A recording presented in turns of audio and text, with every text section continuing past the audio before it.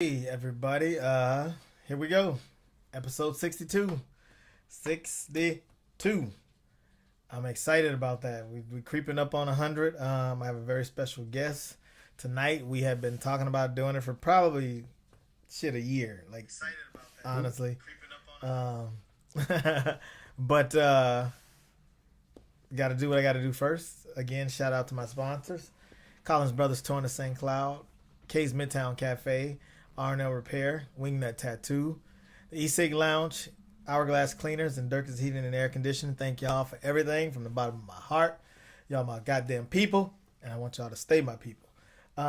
Without further ado, man, my guest tonight is my brother, my homie, and new owner of Bravo Burrito, Mr. Mike Lardy. Hey, how's it going? I'm good, man. How you doing? Oh, I'm doing good. I was just at the restaurant all day. God, I was telling him before this. I thought he owned it already for so long. I don't think I've ever went in there too many times.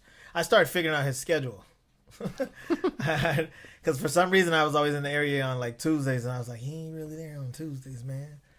And I'm just so proud of you, dude. Like, and for those that don't know, Lardy did my first ever. He did the sound of my first ever DVD I did in '09. '09. It's 2021 now. Like, and he was just this cool ass. He looks like he should have been in Beastie Boys. Like, I just always think of that part. Like, he definitely looked like he should know how to rap, but he knows how to do everything. He's fucking get you some dope ass nerds, man, that just tap into this shit. Him, Ned, that's like with them two, like what you don't see is Lardy brought his own equipment.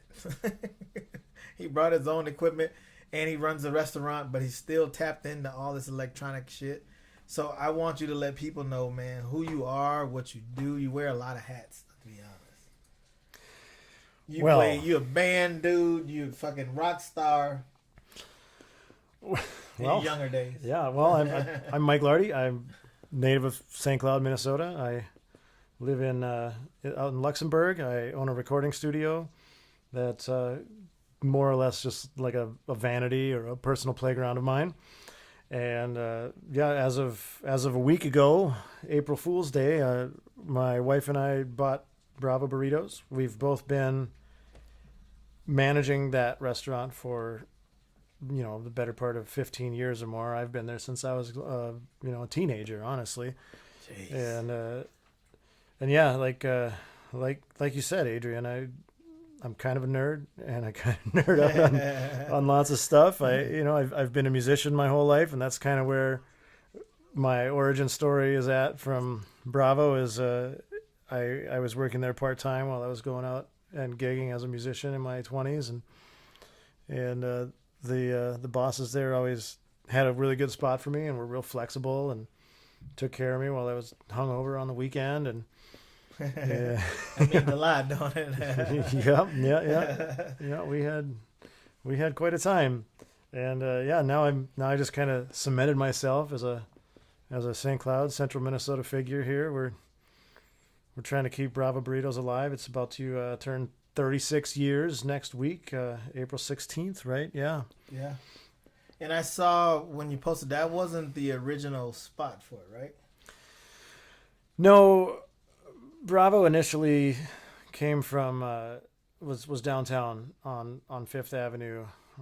Right now, that is Greek Cravings is in the spot that Bravo is okay. in. Good shit. Yeah. Well, we've been over on the west side of town at the Plaza West Shopping Center since 1993 now, and I've been there. Gosh, I've been there since 1999. I've been working there since before people had cell phones. Beeper days. Beeper days, man. That's some dope shit. That's some dope shit. Like you literally are the reason I come there. I like your shirt too. Shout out to the other homie Modell. Everybody get plugs on here. This is what's dope about having your own shit. We ain't gotta ask nobody no more. For so long we had to ask people, how can we do it, or we don't want to do it like this because we don't want, like, now it's just like, fuck it. We do it how we want to do it. And it's a great network to be in. You know what I'm saying? Like just to have your own. I love the fact that all of us are in here we're wearing our lives right now. I can't imagine. I didn't know I'd be here. I don't know how you guys felt, but I didn't know I'd be here, man. And at the age of 44, like shit's better in life than ever. You know it's good. I just bought an old school. I never thought I'd have an old school, bro. You know, when you're young and in your 20s and you think of somebody that's 44 or I'm 41 now and you're like, well, that's the end. Yeah, right. That's the end of it. Now here we are, and like yeah, you're right. I mean, I feel good. I feel it's almost like it's almost like it's the beginning. You know what I'm saying? It's like for me, it's like life is good. Life hasn't been good all the time. It's been decent, but like to know you can call your own shots and it's working and you're doing what you absolutely love. Like I can't imagine like working, like you worked there for 20 plus years and now you own that place. That's fucking dope, bro. And when you're younger, you feel like you're just kind of like running into stuff. Yeah. Whether it's opportunity or a disaster, or it's an accident, or even if anything that you planned to do doesn't seem to come out the way that you planned for it to turn out. And eventually you get to a point where you're like, oh, okay, I get it. Like not everything just goes according to plan. You gotta figure shit out a little bit. And as you get a little bit older, you start to realize like, yeah, okay, sure. Like I plan to do it that way and it turned out this way and I can be good with it. Right. I love it, man. I love it. I'm happy for you. And another thing, like again, with all of us being married and actually loving who we married, that because that's not the case for everybody. But that's a dope. I can't imagine like because you're like y'all work together, like y'all work together, live together. Like my wife works the door and I get away from her. I go do some mingling, but it's a dope thing. I love when I know couples that can make it work together and they're part of, and that's the support part. Cause like you and your wife met there, right? Yeah. And man, talk about that. You holding back, Mikey. You holding back. Mikey's shy, y'all. I'm just getting warmed up, All right. Hit that drink. Right. Your wife gave me this big glass of whiskey to just have a couple of sips of while we talk, and I just got to pause. So yeah, my wife Samantha and I met at Bravo, and we did not like each other. We kind of I don't know, like maybe had to grow up or had to acquire a taste for each other. But was it like didn't like each other like playground shit? Like I was like an egotistical musician that just knew that everybody loved me and everything about me was awesome.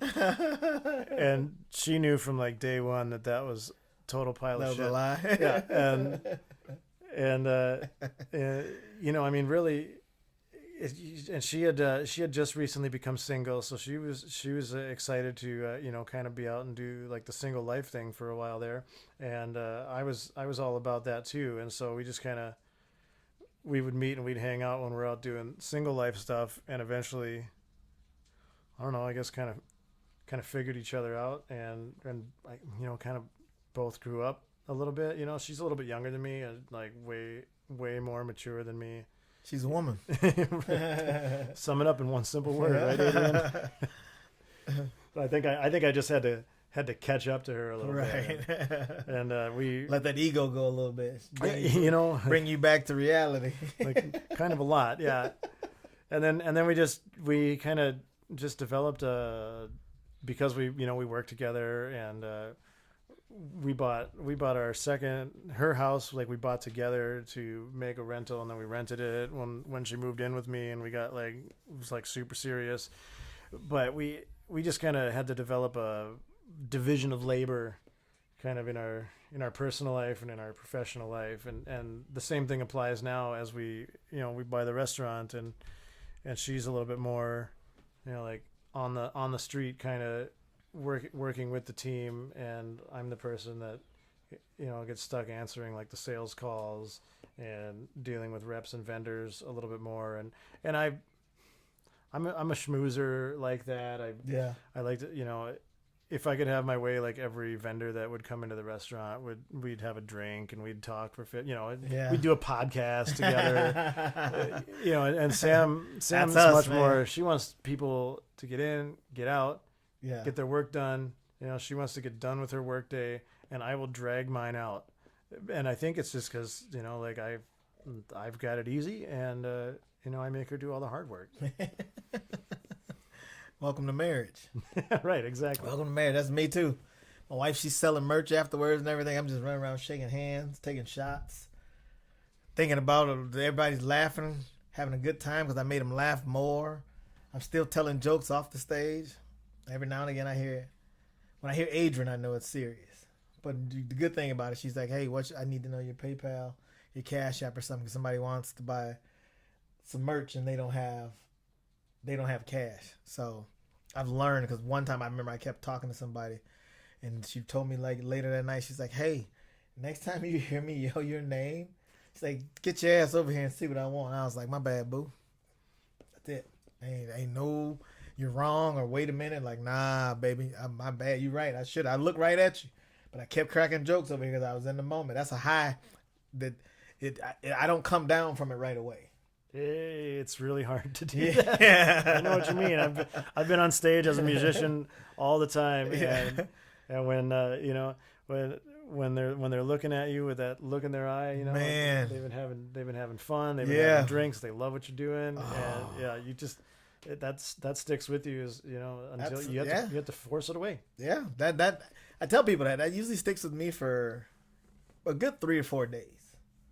3 or 4 days, I probably come down from just like, because like even the night after a show, I usually wake up early because all I do is replay the show like over in my head.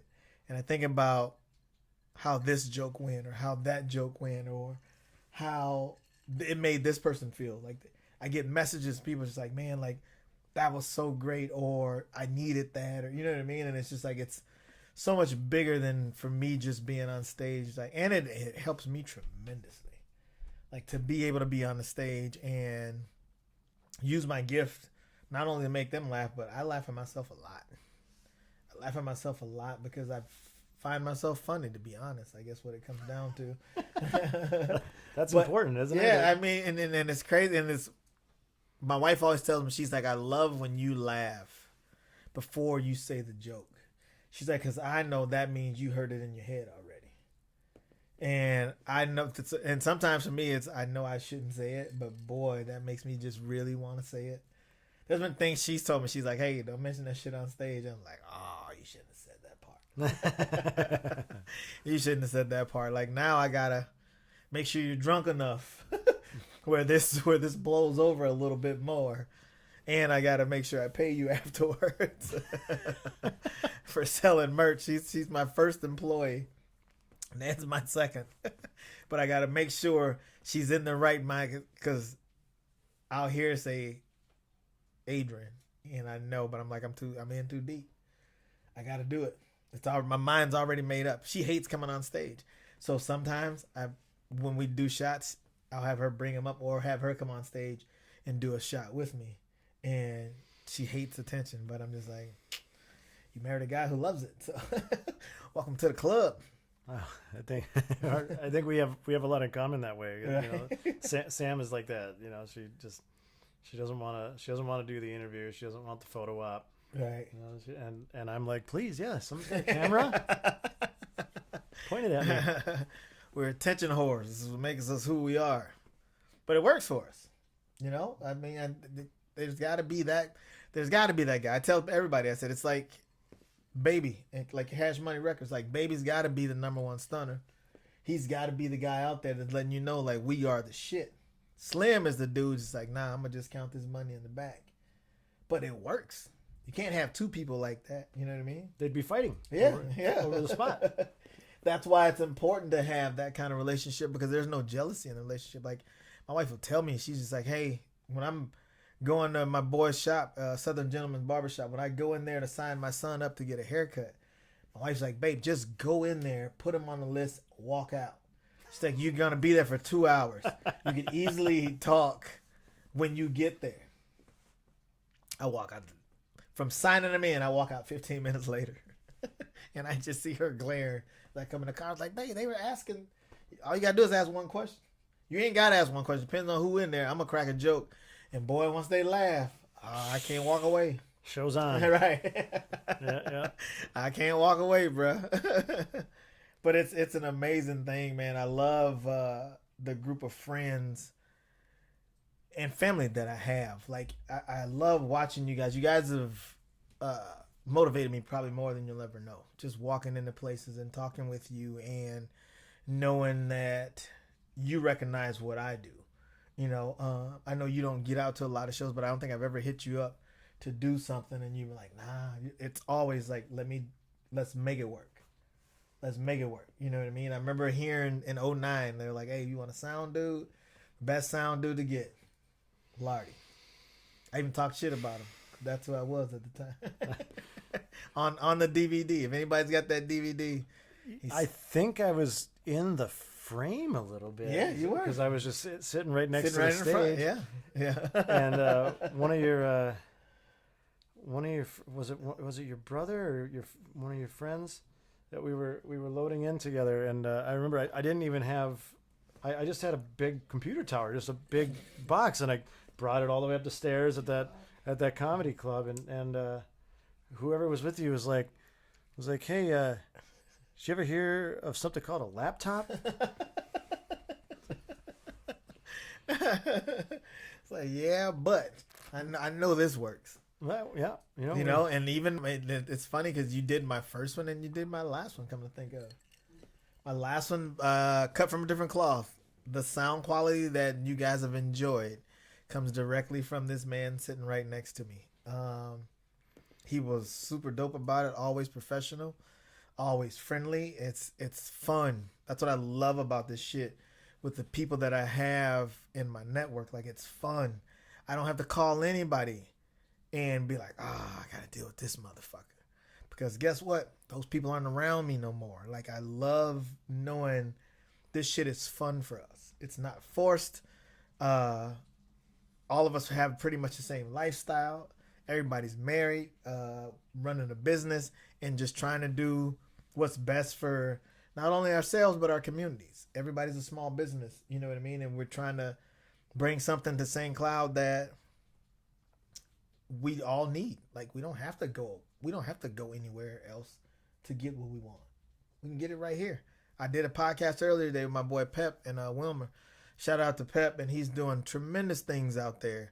And he's building a club right now, man, that it doesn't even look like it belongs in Minnesota, let alone Wilmer.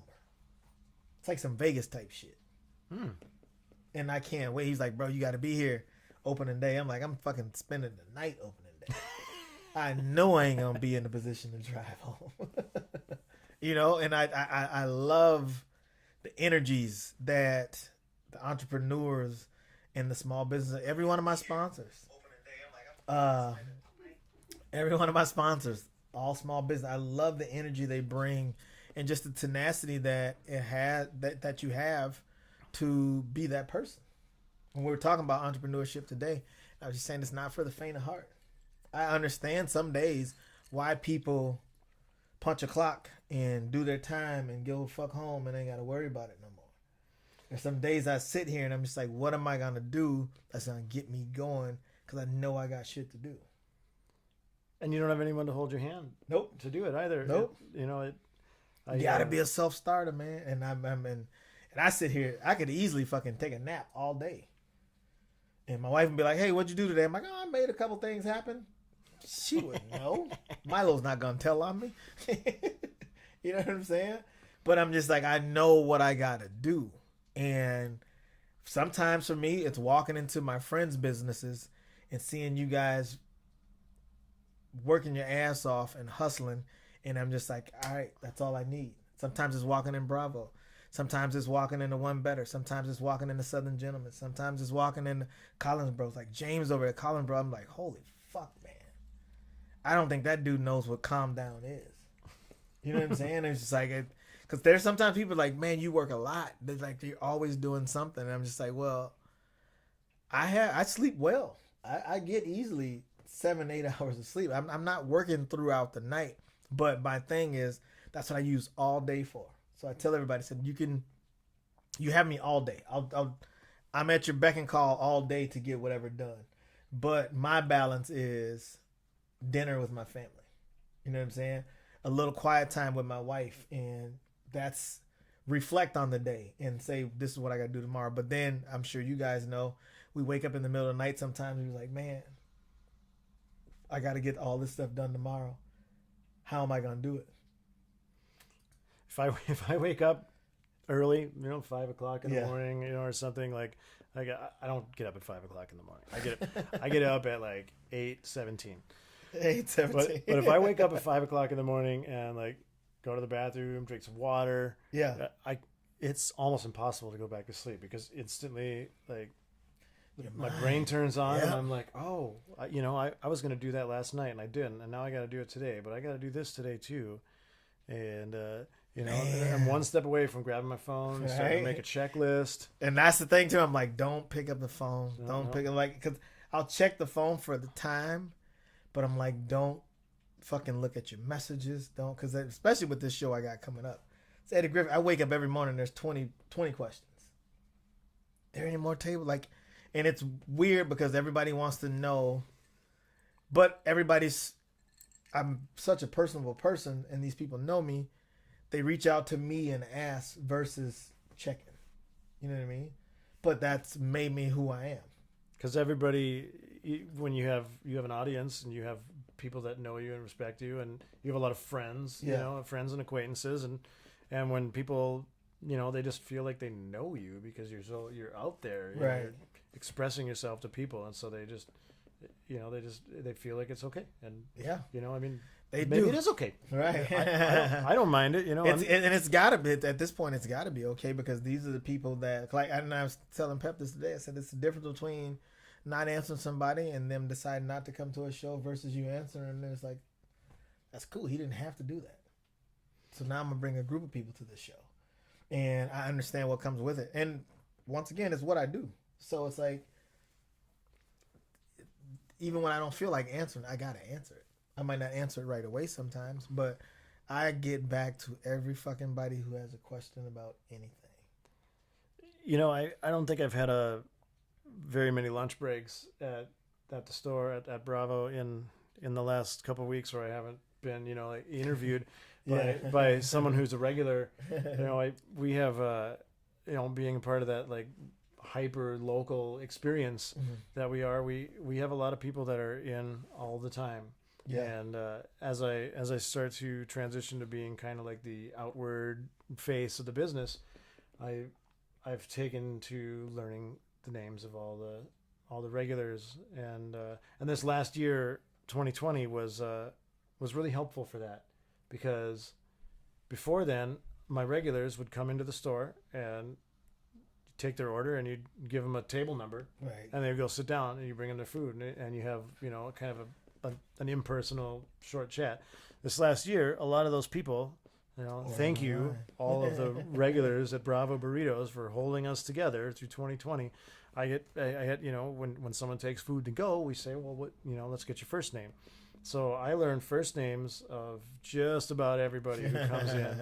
And some days now during lunch, I'll have a 70% hit rate on first names. That's how awesome my regulars are. That's how awesome the community is to us. Mm-hmm. And same thing, if they want to stop by and the office or the back of the bar where I'm having lunch and want to talk about, like, what, are you going to change the menu? When are you going to replace this ugly carpet? Anything. I'm ready to have a chat about it. Or when they write on the Facebook comments, like, what about this? What about this? Like it's our job as the outward face of our your whole business is a personal brand. Mm-hmm. And when people ask you a question, you're the only one that knows the answer, Right. and you know it well, and you can deliver it in the form of a punchline, which is exactly what they're looking for, right? It is very true, man. This is very true, and like I say, I love it, man.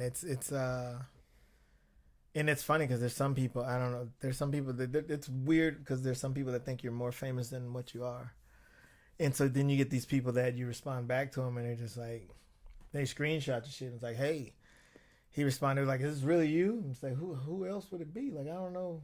You know, I live here, right? Like, I didn't fly in town for the carpet. Like, I live right down the street. But it's a dope feeling, man. Again, like I have so much respect for all of you guys and what you do, because I know it didn't come easy, you know, and I think that's what makes us all who we are. Nobody gave it to us.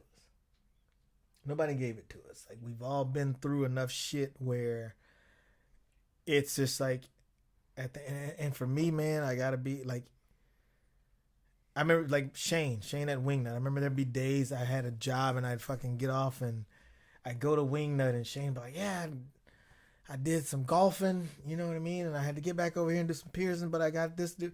But I always was just envious, like he could just go to lunch whenever he wanted to.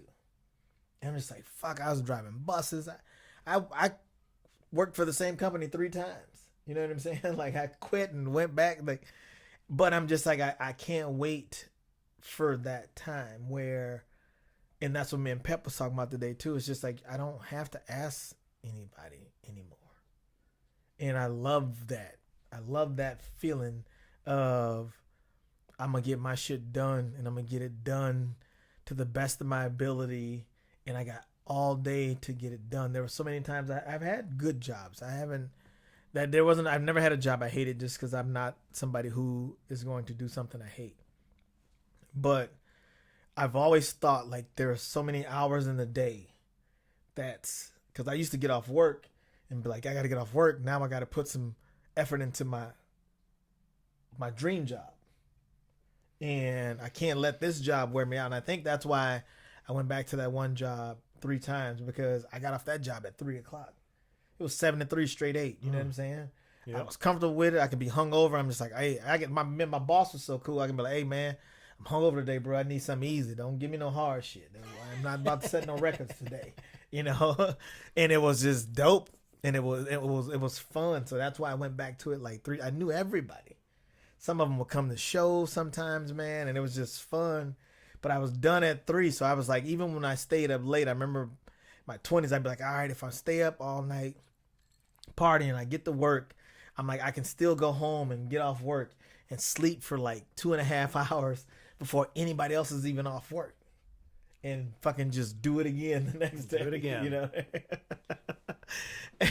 And it was cool. And I remember getting off work, and I lived by myself. I didn't have no roommates, no nothing, bro. So I get off work, and I'd fucking take my clothes off like I was like going to bed for the night. Turn my fan on, bro. Lock in. I had my alarm set for 5:30. Boom, get up. Happy hour. Where we going? You know? Or at least just get back to reality. Like let's hit a couple corners. We grilling, what we doing. Like, everybody's off work now. I'm ready. So that's what was the cool thing about that. But I've never walked into a place. I was telling my guy this day. I've never walked into a job and was just like, this is where I see myself.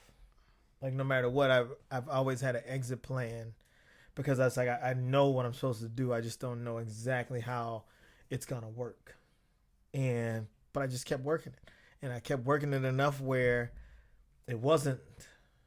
That's why, like, it kind of bothers me when people are like, "Hey, you still doing that comedy thing?"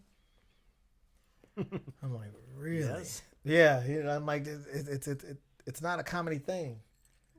It's my life, man. Like, I'm still living my life. Like, I'm still doing what I love. It's one mic, one life, one love. You know what I'm saying? Like, it's not a comedy thing. That's like, to me, it sounds like you're asking me if I had a fucking paper route. You know what I mean? Right. Or you still do that hobby? Yeah. You know what I mean? Like, you still painting every now and again? Like, nah, bro. This is what I do. And I think for a lot of people, they realize, like, especially once they come to a show and they see. And I remember another comic told me that, speaking of the people that you know them by name. I remember I think it was Justin Caesar. Justin was with me, and he was just like, "Hey, man," he's like, "That's why people love you, Adrian." I was like, "What are you talking about?"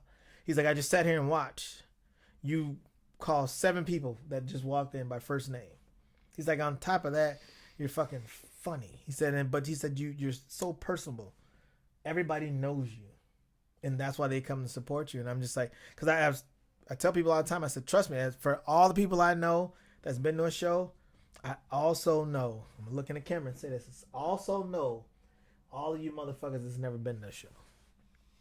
Easily. There's people that walk in and like, it's my first time. I'm like, I know. I know. I don't know how. I don't even know why at this point anymore. I know. But I know who hasn't been to a show. And it's weird. I can't even tell you why.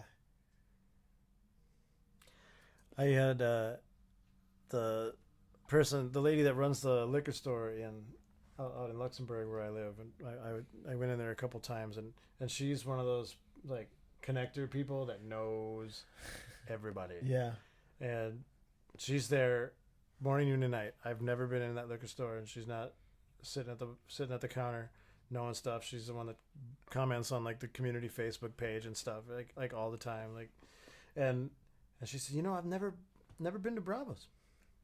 And I was like, huh, like we should figure that. She's like, yeah, I've heard good things. Like, a lot of people know Bravos. A lot of people love it. And she's like, it's like I've never been here. And she rattled off a bunch of places, and she came in. I don't think I was at work that day, but she came in and got food, and I know about it because she went up and lit up Facebook about it. It was like, I finally went to Bravo, and that was awesome. And she sent me a friend request, and then we chat, and like she knows like my grandpa because he's a local guy from the neighborhood out in St. Augusta, and just those you'll run into somebody anywhere, Yeah. that you like, well, I mean, we know each other. Like, come get a burrito, Yeah. Come to a comedy show, Right. Watch, I'll make you laugh, Right. Like, watch, I'll give you a stomach ache as well. Yeah. You're my gonna be full. my thing is, everybody tells me, they're just like, man, I ain't gonna come because you gonna talk about me. I'm like, what's they gonna last? Like 30 seconds, maybe a minute. I'm like, come get your shit and get it done. Don't let that make you miss out on 2 hours of laughing because I'm gonna pick on you for a fucking minute. I'm like, if I'm telling a story and you look me in the eye, that's from anybody. Like, my mom doesn't even get by with that one. And when my mom's at a show, I tear my mom's ass up. That's why she don't come all the time. She definitely picks and chooses when she wants to go. Because I'm like, I know you better than I know most people. Yeah, they know the lady in the church and all this, but wait a minute, I gotta let them know there was another life. And you still reign as the ass-whooping heavyweight champion of the world. Like, we didn't get off easy, man. Especially, like, from me on up. The kids, there's 4 younger than me. There's 5 older than me. I'm part of the older kids. The 4 younger than me, they got away with a lot of shit. I remember going back home to visit and just seeing, I'm like, they just cussing and just smoking cigarettes and shit. I'm like, mama, when? Like, you run out of gas? You used it all. You wasted all the ass whoopings on us.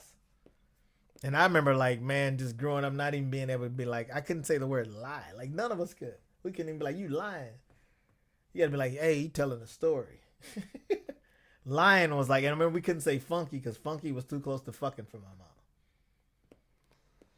It was weird. Yeah. But it makes sense now. But yeah, I remember going back to visit. I was like, Mom, they over there just cussing and stealing cigarettes from your boyfriend and shit. Like, they 14. I'm 17. Like, there's no way. I remember being 15 years old, bro. I remember staying out one night all night. My mom. That's when, remember back when New Edition was open? Man, I think we spent at the Bouncer was Crunch. We stayed at Crunch House one night, bro. For some reason, I thought my mom said we could stay. My mom said she never said that. We stayed, and we didn't just stay the night. We didn't get home till like 3 o'clock the next afternoon, bro. My mom, I'm talking about, we walked in the house and knew it was on. Me and my 2 brothers, me, Tutu, and Stacy.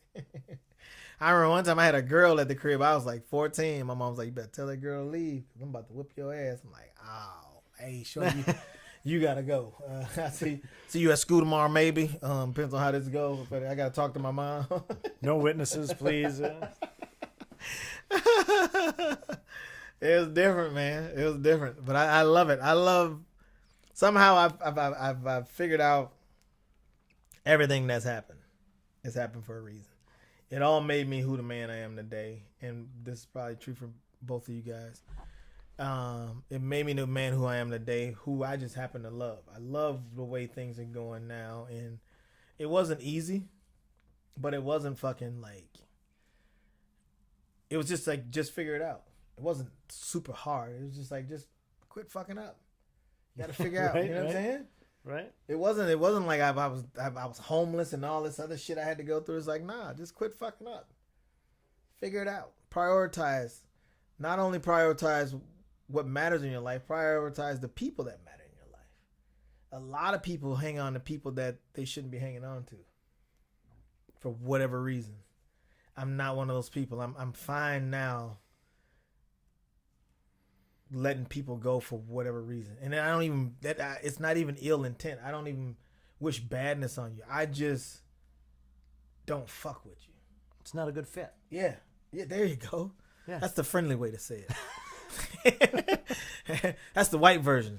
I say I just don't fuck with you. Lardy says It's not a good fit. It's not you, it's me. it's not a good fit. I like that. I'm gonna work that into my. I like that better. That's not so aggressive. I smile a lot though, so it's easy for me to say I don't fuck with you and still laugh about it. And people like, oh, you will, you know.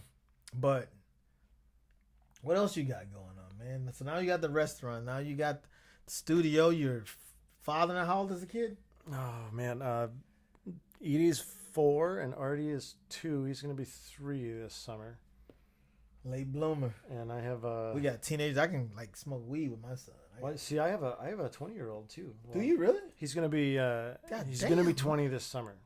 Really? Yeah, and he's you know he's grown. He's always lived with his mom. Okay. And, you know, Is it come local to me on or- the weekends? Yeah, Okay, gotcha. yeah. He's from town here, and so now that you know, like the day he turned 18, we went from seeing each other once a week to like every few months. Right. You know, so Life kicked in. Huh? yeah, it's tough. You know, so You know what's crazy about mine? Like my oldest son is like now I see him more than I ever did. how old is he now? 25. Yeah, right. Yeah, I see him now more than I ever did. Like he'll come up for shows by himself, or like when I'm in the city. He lives in Plymouth. When I'm in the cities, even if it's just us grabbing a bite to eat or something, or like sometimes I got time in between the show. He's got a super comfortable couch. When I have to check out of my hotel, I'm just like I go over there to sit there and talk to them, but boy, it's hard. You know those one of those couches that you like. I gotta take a little nap on this motherfucker. Like just give me a few minutes. Yeah, yeah. And I see him now more than I ever did, man, and I love it. He'll come to shows by himself. Did you cross that like post like teenager bridge where it's like, well, now I'm free and I'm out and I can do whatever I want, and eventually you're like, you know what? It would be nice to see my family once in a while. You know, Right. I didn't see I moved out from my mother when I was 16 because she got married, and I knew she was going to have kids, and I didn't want to be around the house, and so I just stayed with my grandma and finished high school, and you know, like I checked in with her a lot when I was a teenager, but then when I got into my 20s, I was like, you know, Yeah. I just didn't get in touch with my mom and my stepdad very much, and you know they had little kids around. They're just like me. Like she had me when she was young, and then she had 2 more, and then I had my oldest son Tyler when I was super young, and now I got the 2 little babies, and now when she texts or whatever, or comes by Bravo or whatever, you know, it's like I'm like, great, this is awesome. Like we get to have a chat, catch up. Yeah, man. You know, but I had that hump in my like early 20s where it was like, wow, I need to call my mom. Like I'm a grown up now. Yeah. You know, That's I'll the thing call I've her when I learned- need some money. Right. That's it. That's the thing I've learned as the parent. As the parent, you're the one that's gotta check in with the kid. The kid's not gonna check in with you. That is so true. You know what I mean? That's You, true. like I've learned, like Markel's taught me that times 10. Because they do get busy. They don't like to talk on phones. Like he'll shoot me a text, especially with social media. Like, oh, I see my dad made a post today. I like it. That's like saying hi. You know what I'm saying? Like, but what's dope about it now is like he's my young music guy. He's actually the one who introduced me to Nipsey. You know what I mean? Like I didn't know who. I'm gonna be honest. I had no idea who Nipsey was. In the Crenshaw album, he was like, "Hey, check this out." So like now he knows what I like. Like he knows my choices of music. And what's dope too is like he'll hit me up. He's like, "Hey man, what's like some of the '90s like R&B groups I should check out?" I was like, "Oh yeah, you ain't finna have no baby issue. This because we called that baby making music, fam." You know, and he's so fucking honest. He's so honest about shit with me, man. I love it. We sit down, we have a drink, or we take us a smoke, and we vibe, man. And like he'll come through by himself and just hang out. He still comes up like when he knows Mason's gonna be here, whatever. He's like, "Hey, I want to get up there and hang out for the weekend." And he'll come up and he'll hang out with us for the weekend. As corny as it is, we're like, "Hey, we want to take a little family picture. We're gonna go mini golf." And he's like, "All right." He's like, "I'll be there." You know, I can leave my car at his house now when I go out of town because I leave it for free. He's like, "Hey, I can drop you off at the airport. As long as you come back on like Monday or Tuesday, I can pick you back up." You know, and it's just it's a dope thing, man. He'll hit me with some young music shit I don't know nothing about and be like, "Hey, check this out. This is fire." And I'll really give it a listen. So then I'll hit him with some old school shit. Like when the new Jadakiss came out, I'm like, "Bruh, you gotta let." I'm like, I haven't listened to an album twice in one day in a very long time. I listened to Jadakiss twice back to back. That Ignatius album, I'm like, check this out. Let me know. Like, give me your honest opinion. He's like, "Man, it's pretty good." You know? So that's the beautiful thing about it now. Like it's and I don't know how often he talks to his mom, but I know as the parent, I gotta be the one to like when I see his name pop up on my phone, I'm like, "Oh shit, what did I do to deserve this?" You know, and like I'll literally answer the phone like that. Even with Mason's 14. I'll shoot Mason a text sometime. I'm like, "Bro, why you didn't text me back?" It's like, "My bad, Dad, I was busy." I'm like, "You was busy for 3 days?" You're in the fucking 8th grade. I need hit me back. Let me know you at least saw the text, bro.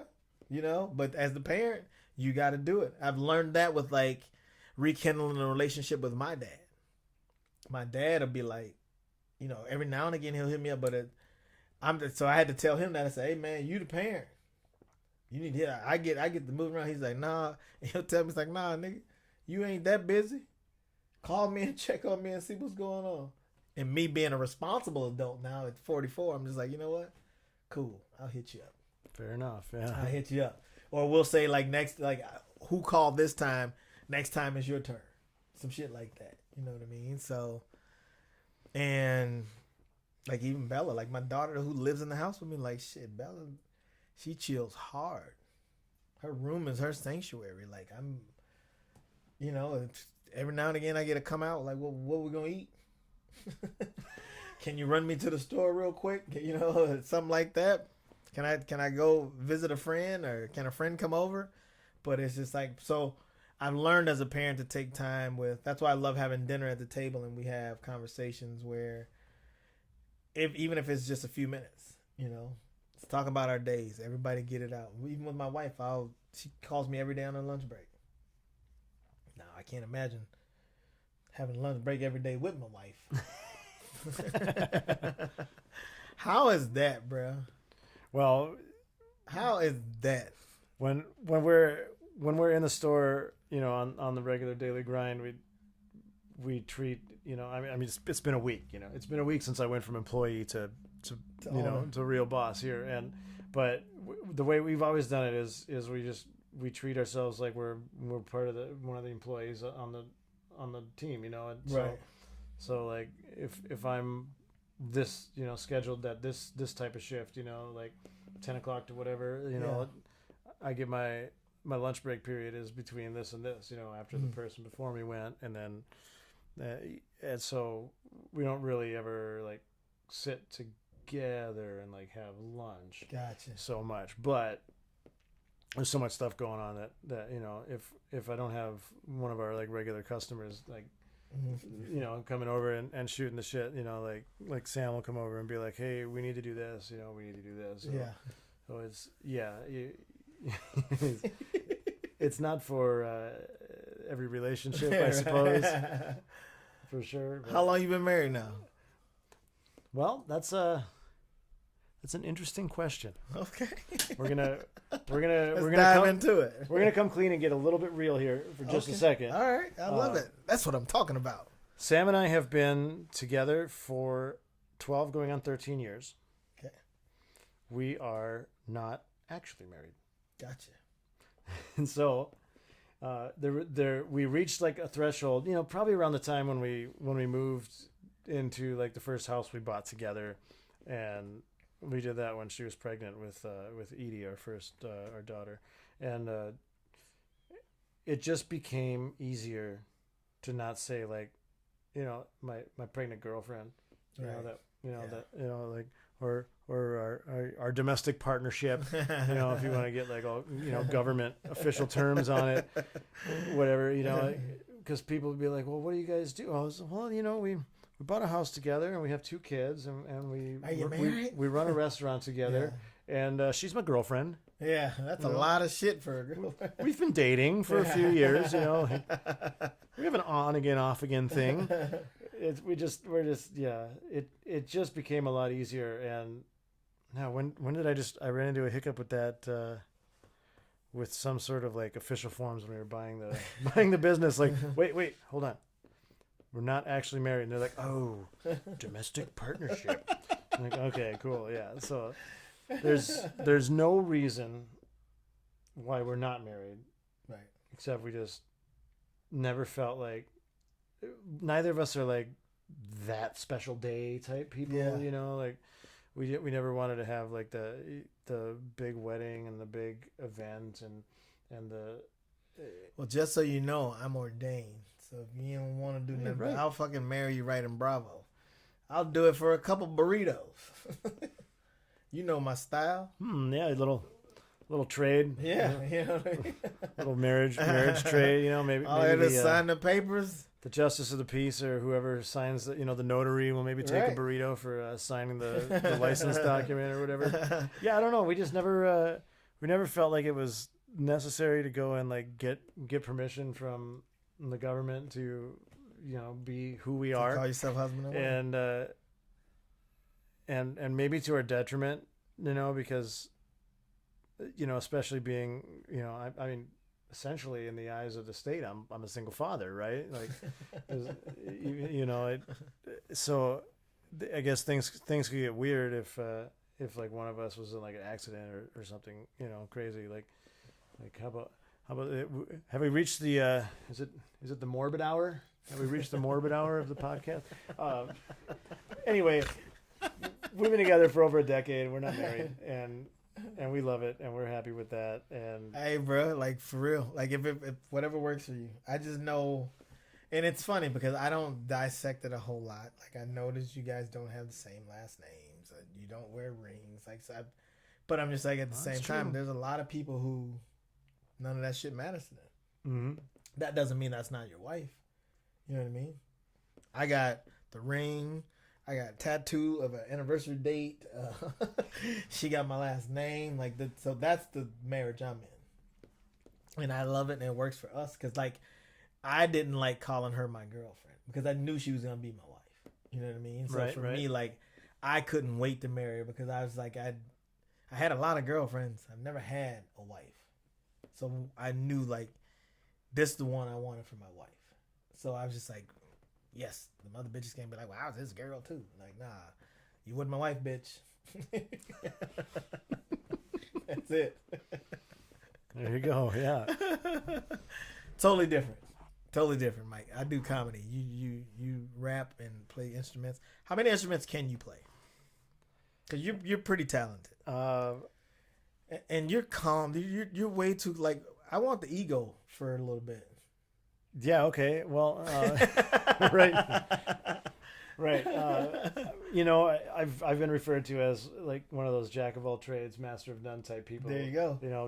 Because when I was a kid, I got into like, I'm a '90s kid, so I got into the grunge music. I heard Soundgarden, I heard Nirvana, and I was like, I could totally do that. I could play the guitar and have long hair, and and stuff. I was like 12, and I told my mom, I was like, I want to learn how to play guitar, and I went and took guitar lessons for 6 months. Like at the end of like whatever sixth grade, and and then all my friends, when I went back to seventh grade to middle school, were like, "Hey, we're gonna join the concert band. You should join the concert band." And I was like, "Oh, okay, cool." So I joined the band, and the band director's like, What do you do?"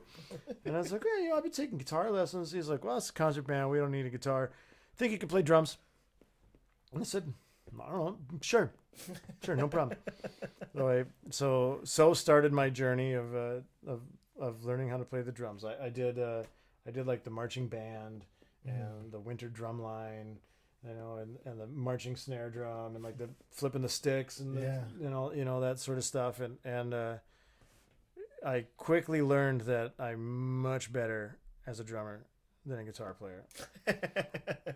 And I played in punk and metal bands when I was a kid, and when I was in my teenager, and when I got to go into my 20s, and then I got into like the jam bands, and in the 2000s, like jam bands and jazz and funk and hip hop all kind of had this like kind of Right. blending sort of thing. And so I was on that scene, and I played drums in a pretty successful local band throughout most of my 20s. And when I really got going on the recording studio, and making records, it kind of just having that ability to play the guitar, or just, I would never say that I can play like the piano or keyboards or anything, but I can plunk out a thing, and use it as like a composition tool.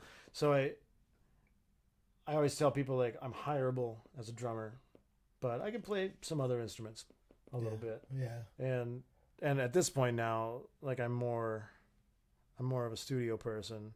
Like I don't have the fire to like go out and work weekends, stay up late. Right. I pick up, most of the gigs I pick up are client gigs. Shout out to my friend Modell, who we've made 6 records for over the last decade together. Every once in a while, when he needs a drummer for a gig, he'll have me come out and do it, because I record the drums on almost all of his records, and I know all the songs. And we don't even really need to practice. We just go in and do it. And I have other clients too that I'll play drums on their record, and then I'll play some shows with them. But for the most part, I'm kind of a homebody. I like my hangout room, and I like to work with mostly like people I know. I don't do like a lot of like one day work or cold call stuff. It's just, like, right. I like working with Modell. I've got a few other clients that we do, stuff, and it's a lot of fun. And I try not to put too much pressure on myself that way. It definitely takes a backseat to what we're doing at Bravo, Right. because that's the that's the moneymaker for the family, and I just, I try not to stay up too late and drink too much, and I try to get enough sleep. I'm with you, man. I'm with you. I tell people, even with the comedy, that's what I love about comedy. Comedy's an early thing. I don't have to start at midnight. Oh God! If you had to play comedy shows, and you started at 11:30, and you had to do comedy till 2, and you had to do other people's bits like a cover band, like I wouldn't be a comedian. Yeah, right. Hey, play that Chappelle. Like, what I love about what I love about comedy is, comedy's typically 7 to 9, 8 to 10. You know what I'm saying? And that's why, like, even with having like everything shut down at 11 o'clock, I love doing comedy now, because I ain't got to be up to entertain no motherfucker till 1 o'clock in the morning. Drinking more than I should just because I'm out. Like, I told my wife one night when it was done at 10 o'clock, I was at this hotel. They had a 24-hour gym. I was like, I feel like I can go work out tonight. Like I had a couple drinks, did my shit, had a good time, met some dope people. I was like, I'm back at my hotel. Called her, said good night. I'm like, but I'm not tired. So I was like, I can go work out from like 10:30 to 11:15. Take a shower and go to sleep. Wake up in the morning all energetic, and you're like, damn, I got good sleep last night. Fell asleep to a movie. I don't need fucking, there's nothing I need at 1 o'clock in the morning. Nothing. Especially after a show. I tell people, I said, if I'm putting a show on and the show starts at 7, that means I'm there by 6:30. Yep. By 10 o'clock, I am ready to go home. That's a half a day shift. And I've drank and talked and laughed and danced the whole goddamn time. I'm ready to go home. I don't need 12 o'clock. Yeah, that's a day. Yeah. 12 o'clock is a whole nother crowd, which has a whole nother energy that I don't have time for. Because what I've learned is once I stay out in those hours, I'm fucking responsible for anything that happens after that. I can't even be mad about the people that come and do it to me after that. I knew better. I should have got the fuck up out of here. When you see that all them kids walk in, look like they at the club, they just got off a bus from a fucking field trip. you know it's time to go, bro. Again, I got a 25-year-old. Yeah. Half these kids I see walking these clubs ain't my son's age. I'm like, I had my time. I had fun. Old school got to go home. Try to get it a little lucky before you go to sleep, and that's it. Brought my money back with me. I ain't spent it all. Like, that's it, bro. That's a win. That's a win for real. That's the 40-year-old shit talking, right? Yeah. You're like, maybe we'll go get some breakfast in the morning, or that's what I started thinking about, man. But I'm very, very proud of you, man. As a friend, as one of my old school homies, man. As somebody who's always supported me. Thank you for everything. I'm happy for you, and like again, with you and your wife. I'm still saying wife, even though we know you shacking up. They call it down south. You shacking up, living in sin, right? Yeah, right, living in sin. I'm super happy for you, man, and I wish you nothing but the best. My boy Trix just commented. I happen to see. If you guys, I'm gonna get back to you. If you guys are in the, cause this motherfucker's something else. If you guys are in the area of the House of Comedy, my boy Trix is headlining down there tonight, tomorrow, Saturday, and Sunday. And if you want to see a beast on stage, I'm gonna be honest, this motherfucker's funny. He's funny. He's super fucking funny. And he buys shots for everybody. I wouldn't say he buys them. He gives shots to everybody. The club buys them. But he's a super funny dude. I'm going to try to get down there late Saturday night for the late show. But it's a comedy everywhere. While we're talking about comedy real quick, Shed's got a show tomorrow night and Saturday night at New Hope Cinema Grill. Ashley, Elliot, and Do Nasty and them guys have a show that they're putting on every Friday at the Uptown Poorhouse. And we have Eddie Griffin next week. Those tickets are selling like crazy. I think there's maybe 2 VIP tables left for the early Friday show, I want to say. Don't quote me on it. But I think that's the show. Go to ShowtimeConcerts.com and definitely get those tickets. I got a couple interviews to do with that next week. Whatever you do, man, don't wait till next week. If you know you want to go to the show, fucking check this out. I'm going to tell y'all this. It's Eddie Griffin, who is worth $80 alone, to be honest. $80 alone. But for general admission, we're charging you $45. And with that, not only do you get Eddie Griffin, you get myself, and you get his opener, Tony Ward. Like, it's going to be a fucking amazing show. We don't get comics of that caliber in Minnesota on a regular basis, and it's definitely been a while since Eddie's been here. So go to ShowtimeConcerts.com. Get your tickets, and you won't be disappointed. I guarantee you won't be disappointed.